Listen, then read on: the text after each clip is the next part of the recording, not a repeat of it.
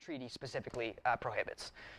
All right, this one is really interesting. This was instituted by Nixon, I believe, and it was made an addendum by Reagan, Executive Order 12333.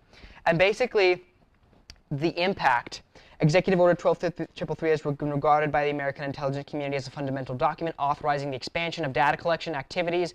The document has been employed by the NSA, legal authorization for its secret systematic collection of encrypted information flowing through data centers, et cetera, et cetera, et cetera. So basically, where is it? Yeah, postscription.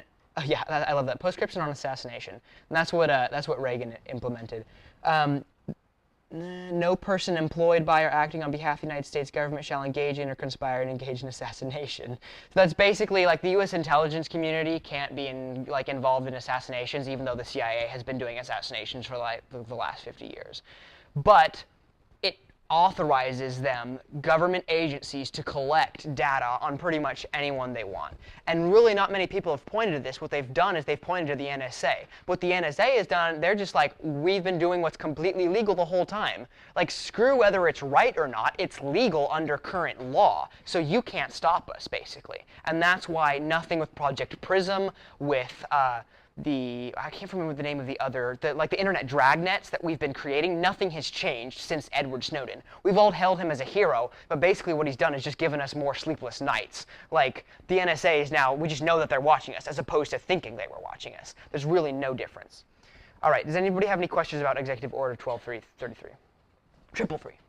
No? Okay. Definitely look it up. Look up the history of how Reagan made an addendum that really changed the usage of it, and it was actually a really smart political move. We wouldn't agree with the political move that he made because it was anti-First Amendment rights, but it was a really brilliant move by Reagan because Reagan was just brilliant, period. Okay, so now here comes the brainstorm session. The next two slides are going to be basically all the different ways that we can think about this resolution. So this resolution isn't to tell you what to think. It's basically just to present you with all the facts and all the information, all pertinent information, and let you decide. Get your cognitive juices kind of flowing. So we talked about that. Is the NSA and Project Prism still in effect? What were the big secrets that Snowden revealed, and has that changed anything? Basically, Snowden. Now, I have mixed feelings on Snowden. I don't hail him as a hero. I really like the fact that he stood up for what he believed to be true. But he put all of that information literally on like a 7-terabyte hard drive, and then like threatened to sell it to a foreign nation if the U.S. government came after him. So like Snowden doesn't have the best of intentions anyway. He was sitting on that information for upwards of 6 to 7 months. So he knew about it. He just was waiting for the best time to release this to the United States people and to the government, and to let the government know. So I kind of like Snowden, but I kind of don't like how he did it. Yeah. I would say that was an insurance policy trying to protect his life. Well, it's what would you do? It's not like the United States would go make a killing in Switzerland or wherever he was staying. Like, I really highly doubt the PR response if the United States had done that would have been through the roof. But they might have done it, but I think they wouldn't have. Yeah. A little bit later. He could be a traitor, he could be a hero. Honestly, I think he's in the middle. I don't think he's either, pendulum, because I think pendulums are bad in the surveillance community. All right. Definitely look up what kind of internet dragnets we have, because I can guarantee you that some people are going to just create these vague cases about NSA surveillance and be like, the NSA should substantially decrease its surveillance regarding humans. And you're like, great, that's so cool. Like, I learned nothing from your 1AC. Like, so... yeah, what kinds of surveillance can we institute to help lower crime? Like, you could find an amazing case that institutes an internet dragnet that doesn't violate people's First and Fourth Amendment rights and catches more crime. I guarantee you it's out there. Like, the variables in this resolution are infinite. You can create and defeat policies that help and hurt people, but you can definitely create a policy that lowers crime. I can guarantee you that.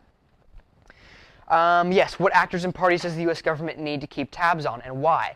Honestly, you can ask the question, what terrorist attacks have we stopped since implementing Project Prism? And the answer is none, because the internet dragnets have revealed that the United States people aren't terrorists. Like, the two things that we've had recently have been the Boston Marathon bombing and the Sandy Hook shooting. There's actually a lot of legitimate evidence that the Sandy Hook shooting was was known they were keeping tabs on Adam Lanza, and they were knowing when he was going to crack, and they were using it as a PR response for President Obama to crisis management. There was a PDF document that was released by the Crisis Management Agency in Washington that stated how to deal with the Sandy Hook shooting 4 days before the Sandy Hook shooting happened. Which is, I'm not saying like it's a conspiracy theory, but there's a lot of interesting evidence to prove that the government has been keeping tabs on the American people for a long time. So what parties does the United States need to keep tabs on? Think about it. In British parley, we do what we call actor analysis. When one person has kind of taken up all the ground and you don't have a lot to talk about, you can just get up and talk about all the actors in the problem. Who is this going to hurt? Is it going to hurt single moms? Is it going to hurt children, at middle schools? Is this going to hurt people in third world countries? Is this going to hurt who? Just run through your mind all the people that are affected and involved with this policy, that the given XYZ policy that you're discussing. All right, variables. Implementation of various policies, public opinion, backlash, the courts, vague law gets interpreted by judges. Basically, if someone has a vague law, I love using this because you're like, your law is going to go to the courts and it's going to get interpreted by somebody you don't even know, which means your policy is going to be implemented in an entirely different way. So they're like, Judge, we have solvency, and Judge, we have advantages, and Judge, we have like the best thing since sliced bread, and you're like, yeah, and you have a vague mandate, and it's going to be interpreted the way you don't want it to be interpreted, which means it's going to be implemented the way you don't want to be implemented, which means not only do you lack solvency, but you also lack advantages. Perfect response to vague laws. And the courts are the primary way that you get there. Because honestly, in today's system, where do vague laws go? They go to the judiciary because nobody knows what to do with them.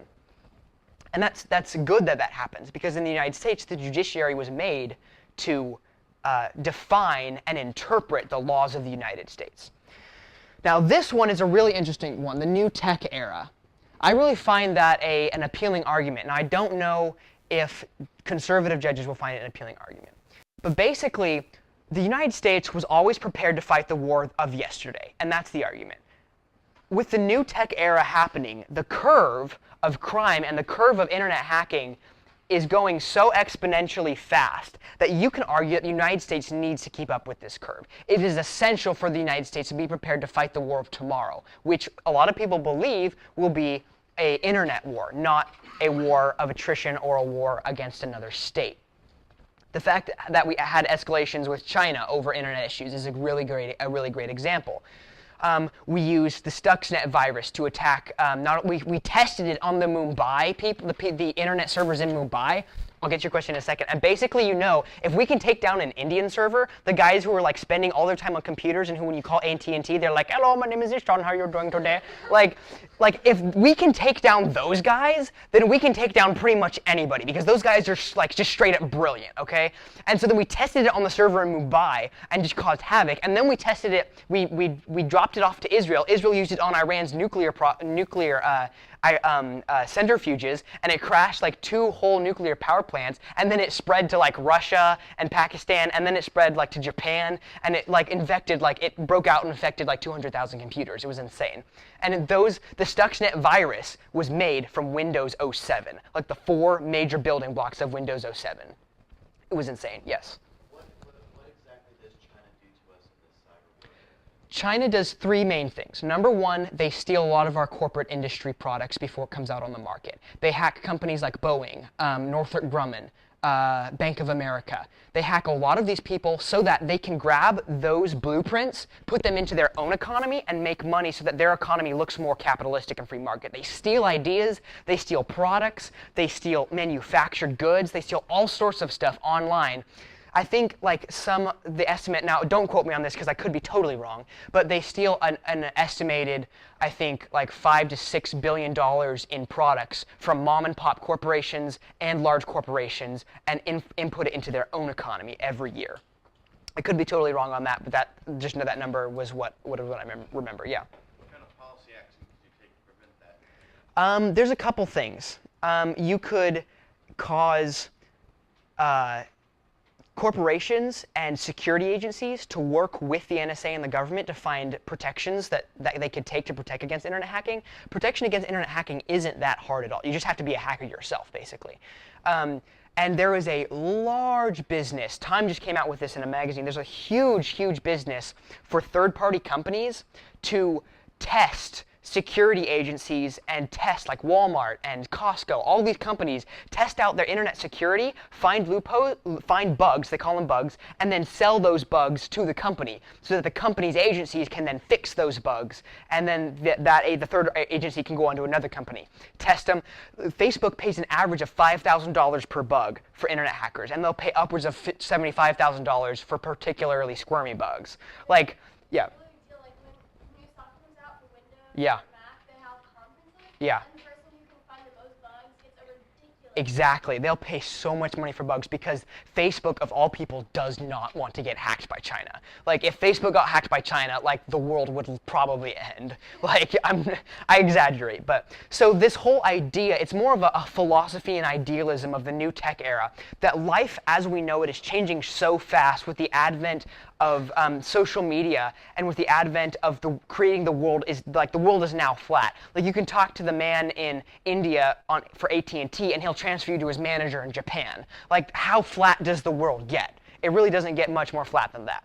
So that's really, the new tech area is not so much of a structured argument as it is an idea, a philosophy that you can use to run behind certain arguments and just think about and create as your own.